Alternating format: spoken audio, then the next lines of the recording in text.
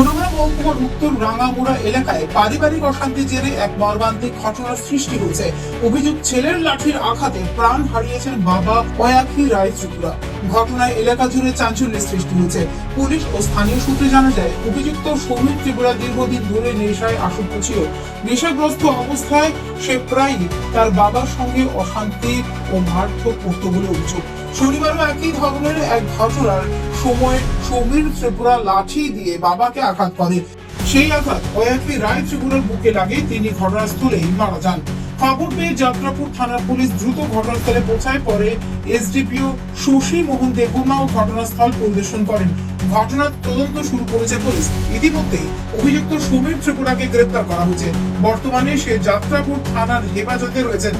অন্যদিকে নিহত অয়াক্ষী রায় ত্রিপুরার মরদেহ ময়নাতদন্তের জন্য পাঠালিয়া সামাজিক স্বাস্থ্য কেন্দ্রের মর্গে রাখা হয়েছে। এই ঘটনাকে ঘিরে আবারও পার্বত্য ত্রিপুরায় নেশার বাড়ন্ত নিয়ে উদ্বেগ প্রকাশ করেছে স্থানীয় বাসিন্দাদের একাংশ। তবে ঘটনার প্রকৃত কারণ জানতে পুলিশ সব দিক খতিয়ে দেখছে। News update Tripura.